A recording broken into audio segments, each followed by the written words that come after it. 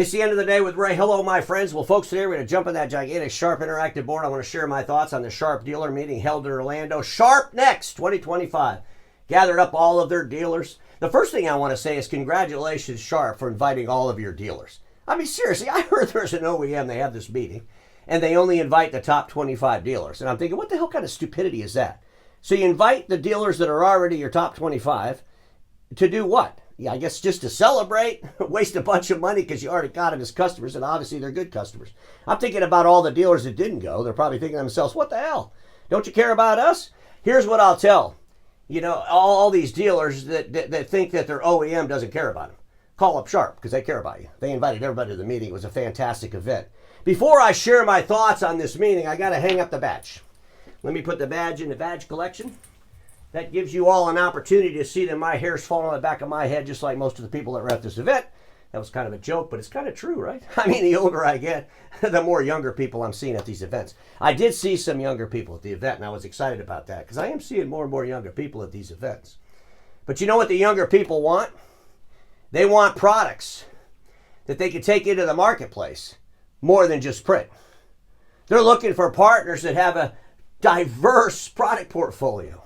One of the reasons I'm a big Sharp fan is because they got the most diverse product portfolio of any OEM in the print sector. That is a fact of life. Okay? I get it. You know, they got the MFPs. Who cares about all that? You guys are going to sell MFPs and gals until people stop buying them. You already know how to do that. What we need to do is start putting some other products in those offices, getting some additional revenues, getting some additional profit, because we know we got to change the game and we got to bring our end users better experiences. So today I'm going to jump on the board. I'm going to share my thoughts about this meeting. And folks, I'm going to do it a little bit different because, you know, Sharp, they put out their press release, and pretty soon all the media and analysts will get a hold of that press release. They'll copy and paste it on their blogs. They'll call it good. And I want to share with you why I believe this meeting is important for all the dealers. So I'm going to get into some details because I think that without the insight, without someone from the outside looking in and saying, wait a second, what the hell are you doing? Or maybe you should do this. That's kind of what I do. I'm a critic, right? I do want to bring out one paragraph out of this press release. Let me just read this to you because it kind of sets the tone.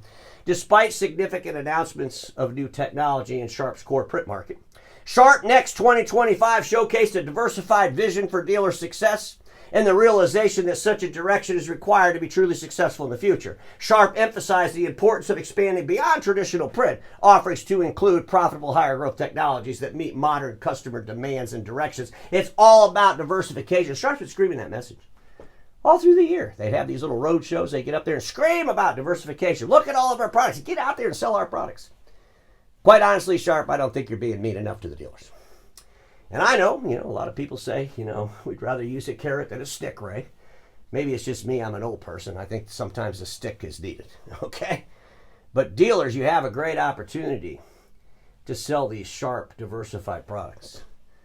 And Sharp has a great opportunity to get these diversified products out into the marketplace, into those end users' offices through that print dealer channel. But I'll tell you right now, I don't think Sharp will wait forever to get all the numbers they need in that diverse portfolio, especially as more of the print numbers decline. So I want to share some thoughts. I want to start out with this slide. And today's episode is a mixture of slides from previous episodes I did, slides I saw there at the show. But Sharp talked about their smart workplace business unit, and that's where we all live. And Sharp's smart workplace business unit represents 43% of the total revenue over there at Sharp. And Sharp, I want to share something with you, and I've shared this with all of my OEM friends. We need more details on the numbers. You can stand on stage and you can talk about how we have all these diversified products and we want to get them into the marketplace. I'm sure that when you go to your dealers, you kind of talk to your dealers about the percentage of revenue that they're getting out of these diversified products, right? And I'm sure you want them to grow that number. And the best way to grow the number is to know what the numbers are. And Sharp, you know what the numbers are in your dealerships, but the world looking at your financials doesn't know what the numbers are. And as the print equipment continues to decline, well, guess what? The marketplace wants to know, what are you doing with the Dynabook? Are you having growth? What are the numbers? What are you doing with all the audiovisual products? Are you having growth? What are the numbers? And that's just something I would strongly suggest that my good friends at Sharp do. Same with your big production machine. You got the big giant machine. Okay, it's been a couple of years now. What are the numbers? And folks, even if the numbers are low, it doesn't really matter as long as they're growing. But if you don't share them, well, you tend to kind of hide stuff. And when you share them, you know what it does? It brings out the ruthlessness in management to make sure those numbers, they could be low, but they're definitely growing. Just some thoughts from Ray. And I want to share this. This was from my presentation for Sharp's FY 2024. Sharp just ended their second quarter for FY 2025. We'll see where they are for the first half. But folks, this is a $14.5 billion business, all Sharp. If you look at their smart office, $4.6 billion, it's almost $5 billion business. Their operating profit was 6.3% in the smart office business unit. Sharp's had a hiccup in their display device, the factory crap that went on. You've seen my episodes on it. They're cleaning that crap up. You know, their operating profit as a whole company for FY 2024 was 1.3%. Obviously, that's way too low, and we're seeing some of our OEM friends have some hiccups with their operating profit, but they were above the line, and that's to be commended, okay? But $14.5 billion. This is a good-sized company that has the capabilities to really bring to bear some diversification to our industry. And I think that people really need to pay attention to Sharp because the robot's screaming at it. So there's the CEO, Mike, standing on stage. He's talking about this product portfolio. You know, he's talking about what's next. And folks, you know, here's some statistics they threw out there. 86% of dealers attending were delivering something from Sharp's diversified product list. You see, to me, this was kind of a carrot. I think, you know, I like 86% of the dealers attending were delivering something. I mean, they could have bought a Dynabook for their office, and that would be considered, you know, in that 86%. And folks, I think that the number we all want to know, I mean, this is even at the dealer level, is they didn't say what percentage of revenues these diversified products represent. And I'm thinking it's probably less than 25, maybe even 20. Some dealers, it could be less than 10. But it can't be for much longer because Sharp has to get those products into the marketplace. It's kind of like with or without you. They can use a carrot or they can use a stick. And sooner or later, the carrot's going to be traded in for a stick is what I'm thinking. But dealers, you got a great opportunity with these products. Quit procrastinating. People, process, product. That was one of the themes they talked about because it is about the people. It's about the process. It's about the product. I would also tell you this. How is not the question to begin innovation. Why is. Why is. When we ask what's next, we better follow it up with why is it next. Because if we truly don't understand why it's next or why we need to do something, innovation never happens. The magic's in the why. Because when you become obsessed with why something should change, you'll figure out how the hell to do it. That's a fact. And at Sharp, they got the people, they got the process, they got the product. And here's one thing I'm going to make clear. Innovation is never a product. And I've talked about this before. Innovation is a change in process. Could include a product, but it's actually a change in process. The innovator looked at what the old way was doing wrong, figured out a better way, changed the process, and disrupted an industry, changed the game. So keep that in mind. Innovation is really about a change in a process, and we better know why we're making that change. And usually, the answer to the why, holy crap, can you believe what they're doing? We could do it better. Ladies and gentlemen, they brought in a keynote speaker. His name was Duncan Wardell, and this guy's really good. And let me just read this to you so you understand his background. As founder of ID8 and former head of innovation and creativity at the Walt Disney Company, Duncan Wardell is a renowned expert in developing innovative, magical brands, engaging stories, and creative experiences that drive results. You listen to this guy for 5 minutes and you realize, man, he's got an imagination. He's got some creativity. He's bold in his actions. And ladies and gentlemen, that's what our industry needs. I mean, we got the people. Those people got some imaginations, right? They got some creativity, right? They just got to get that creativity and that imagination to a form of action. And a lot of times, getting it to the form of action is when you got to disrupt the status quo, and then everybody gets upset, and then you fall back on what you know. And we fall back on what we know, we end up staying stagnant. But this guy gave a great presentation, and he had this presentation that says, what if? And he was thinking, you know, what if? We don't say what if. We don't ask what if enough. And he was doing a similarity between Blockbuster, which really would be the old way with all of the rules, and then Netflix would be kind of the new way because they asked a bunch of what ifs. And so I thought I would do that today with my episode. I'm going to ask some what ifs as we look at the old way. Are you ready? Let's get started. The first thing I want to do is share this with you. What if the industry were exempt of fear? Ladies and gentlemen, I am so sick and damn tired of going to a meeting, and it doesn't matter what meeting I go to, but I'm really sick and tired of hearing people say, yeah, but I just can't say it out loud like you, Ray. That to me is so disturbing, especially if these folks are senior leaders in our industry. Say it out loud. What the hell are you? What are you afraid of? Especially if you're old, hell, you're going to be gone anyway, right? I mean, seriously.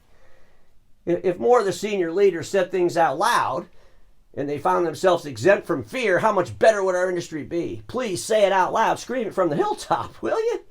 And the other thing I got to tell you, those of you that say you hope things kind of maintain until you retire, I strongly suggest, I've said this before, I'll say it again, get the hell out of the industry, retire right now because you're in the damn way and you're holding the industry back.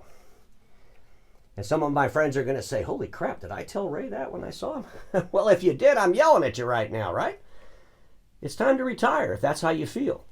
This industry is being disrupted in so many damn different ways, coming from so many different directions. We don't need senior leaders sitting on the fence, wait until they friggin' retire. They need to retire now and get the hell out of the industry. So let me ask the question, what if the industry were exempt of fear? Never allow your instincts to be defeated by your perceived desperation. That's one of my Rayisms I put out there. I mean, you think about it. You don't want to make a decision because you fear if you do, this is going to happen. But your instincts are saying, I really need to do this. But then the fear steps in. I really can't let that person go. If I let that person go, my whole business is going to fall apart. Even though your instinct is telling you that person needs to go, you need to replace him or her with someone that'll help you get to the future. Because continuing to deliver the past to the future is stupidity. The organizations that prosper are those that deliver the future to the present. So just think about that as I go through the rest of this episode. So they talk about building an AV practice, and I saw this and I'm thinking to myself, holy crap, come on, Sharp, okay? I think I got the board right in here. Let me just bring some stuff out to you. So they say, you know, there's kind of three models to build an AV practice. The first one we have is a low touch. And I call that the hobbyist plan. As Sharp's telling you, if you want to just be a hobbyist with us in AV, we got a plan. Sell whatever the hell you want, one or two being, AV products. And we'll help you out, no big deal. And move on down the road. Okay? Then they have the hybrid. I cannot stand that word. I'll share some thoughts on that in a second. I call this on the fence still. Really? So I don't really want to be a hobbyist. Maybe I want to sell more of this stuff. So let me just do a little bit more, but I'm still on the fence. I still don't want to be the high touch, which I call the all-in professional. Ladies and gentlemen, it's time to get all in. What the hell? You don't need to be a hobbyist. You don't need to be in fear sitting on the fence. You want to sell Sharp's AV practice? Get all in. Write a damn business plan, put together a performa, and our friends at Sharp will help you with this, and go sell this stuff. We don't need any hobbyists. Gee, I mean, this is absurd. And folks, this hybrid thing, because everybody wants to be comfortable in the hybrid, here's what I think. Hybrid is the crutch for weakness and decisiveness. Drives me crazy. I love these people that buy the hybrid electrical vehicle. Yeah, what the hell are you doing when I ask these people that do that? So electrical vehicles take out all the maintenance, right? There's no damn motor. And they want to have a hybrid. Oh, well, just in case we drive more than 300 miles in a day, we want to make sure we can use the gas part of the car. So what do? They put a motor in it. So now they got the maintenance They got an experience based on a combustible engine. They don't have an experience based on an electrical vehicle. It's time to buy in. It's time to go all in. The hell with the hybrid model. I wish our industry didn't have any hybrid models. It should be all in. Whew. See, that would be like if Sharp said all that, they'd be using a stick, right? So I wanted to share some thoughts with you. AV dealer, what if? The rules are this. The dealers want the choice. They don't want any quota. They want the OEM babysitters for tech and end users. Yeah, I'll do this, but you got to babysit me. You got to do everything for me. I don't want to have to write a plan. I just want to hang out and do it part-time. I want to be a hobbyist. Here's my what if. Quota-driven, full AV stack only dealers. What if Sharp said that? Holy smokes. Full AV stack dealers got preferred position in MFP dealer marketplace. What if Sharp said that? What if Sharp said, we're going to go into the marketplace and we're going to find AV dealer only. That's all we want. We want people to sell our AV products. We're not even going to let them sell print. Maybe they could be a hobbyist in print, but all in AV. Ladies and gentlemen, I'm telling you right now, you can't be a hobbyist in anything that's a diversified product into our industry. And I really don't like when the OEMs, when the IT consultants tell you you can. It's an all-in business diversification. It's not a game. It's all in. It comes with a business plan and a strategy. You know, Mike, he stood on stage, he talked about the growth in A3 MFP. And Sharp, you could see, had growth where everyone else didn't. And folks, I believe it's displacement growth. It's not growth in the end user. Those machines that Sharp put out more than the other folks don't mean the folks are using them more. And, you know, if Sharp picked up some dealers because an OEM was too crazy and only invited 25 top dealers to their meeting and the other one said, oh, hell, I got to go work for Sharp, they'll probably get some more dealers or it might get some more growth. But that MFP growth has nothing to do with the end user level. Print is declining and it will never, ever grow again at the office level. Never. It's always going to decline. And some OEMs will take from some other OEMs in that print sector. But my good friend Mike, what if A3 products reduced to only 5% of all business MFP print? Think about that. You know me, I started that A4 revolution. Took about 4 years for people to take me serious, and now that's all they talk about, right? Oh, God, I just laugh about that. All of our smart industry analysts that would allow the OEMs to use their sites and their blogs to dismiss the fact that A4 is even relevant. That was back in that 2017, 18, 19 timeframe. Remember that? And then, of course, COVID happened, sped it all up. Turned out the A4 revolution that I started in Boston was right on track. So the leader at Sharp, the leader at Canon, the leader at Kyocera, Toshiba, all you, Ricoh. What if products reduced, the A3 products reduced to only 5% of business MFPs? What if it was all A4? What if it was mostly inkjet like I predict? Because that's my next revolution I started back in 2023, the inkjet revolution. I'll share some thoughts on that in a separate episode. But A3 is not the future. Diversified dealer. I wanted to do some what ifs with the diversified dealer. The rules for current dealers. Controlling market through print hardware complexity. We make the stuff so complicated. Only the dealers understand it and they drive the conversation to the end user. That's our industry. All parts, labor, supplies included in annuity-based service contracts. That's our industry. Hardware sale leases 3 to 5 years. That's our industry. Delivering in-person services exceeding customer expectations. We love to tell people 98% uptime. If you call us, we're going to be there within 4 hours. We're going to give you a great customer service. What if? What if hardware portfolio was user-friendly focused, including installation and setup, and they didn't need anybody to help them do it? What if? What if service annuity was funded through cloud applications, not clicks? What if? What if end users had flex payment terms all initiated in digital world e-commerce? What if there were platforms where all of the contracts were delivered in a digital experience? A digital payment experience. Boy, that would shake things up. No more 5-year leases to prematurely upgrade. Holy smokes. End users did their own service. What if the end users did their own service to get a better experience? I tell people down there, think, how the hell could doing your own service give them a better experience? Because they can fix it right then. It's over with. That's a great experience. Ladies and gentlemen, it's just our industry that believes we got to go babysit end users.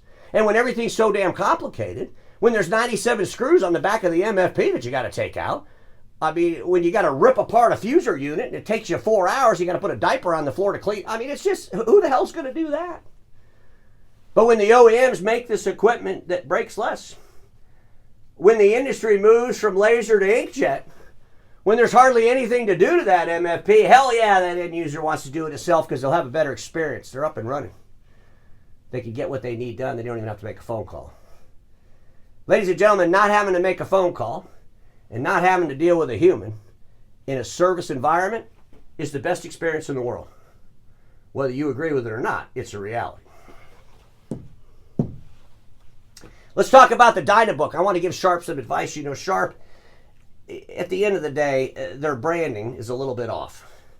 In other words, there was a point in time when Sharp had a massive brand recognition.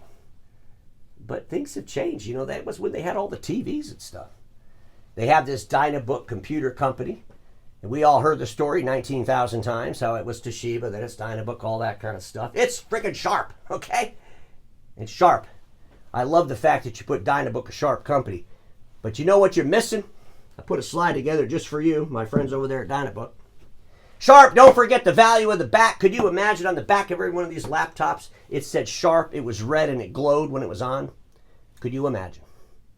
What if?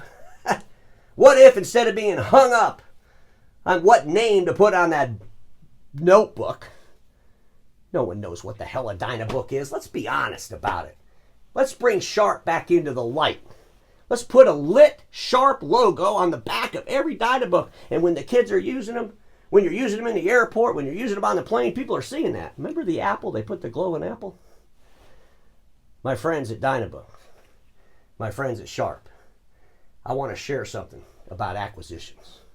Sharp won, okay? I mean, they bought you. Dynabook, you didn't buy Sharp. Sharp bought Dynabook. Dynabook came from Toshiba. Sharp's in charge, not Dynabook.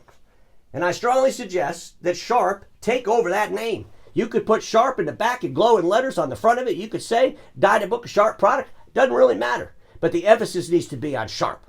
I just thought I'd throw that out there because I really got fired up when I was thinking about this. I mean, could you imagine opening up a laptop and seeing that red Sharp light? I think it'd be awesome. By the way, it doesn't exist anywhere. Even Apple doesn't have the glowing apple anymore. I want to bring up 3D printed chips. Okay, I'm going to bring this up, ladies and gentlemen, because I was laughing. So, you know, Duncan, in his presentation, he was talking about the fact that Frito-Lay would soon be, you know, allowing you to print chips in your house through a 3D printer. I kind of made this mock up here, potato chips printed. And folks, this is real. There was actually an article that was written on June 2018 talking about this very thing. And of course, things take time, but that time is coming. But, you know, some of the folks are thinking, you know, oh, dealers are going to sell 3D printed chip makers. No, the hell they're not. This is ridiculous. If Sharp gets into 3D chip printing, it'll be in the Smart Life business unit, not in the Smart Office. I just wanted to clarify that for some people that might be confused. But that is kind of cool. Ladies and gentlemen, so what's next and why? Please remember the why. We have to understand why we're doing something. Because it's in the why that gives us all the passion to go and do it. It's in the why that gives us the determination to stick it out when things get tough. It's in the why that allows us to be strong enough not to run back to where we're comfortable. As long as we truly understand the why and we're not fooling ourselves. Innovation is a result from those who think together, not from those who think alike. Another one of my raisins. Our industry's got to stop surrounding itself with cheerleaders. It's got to stop surrounding itself with people that'll tell them what they want to hear. Our industry needs to surround itself with people who think differently. And it's this combination of different thoughts that will bring true innovation to our industry. Because everybody watching me knows this. Status quo is the killer of all that'll be invented. Don't get stuck there, and I'll see you all tomorrow.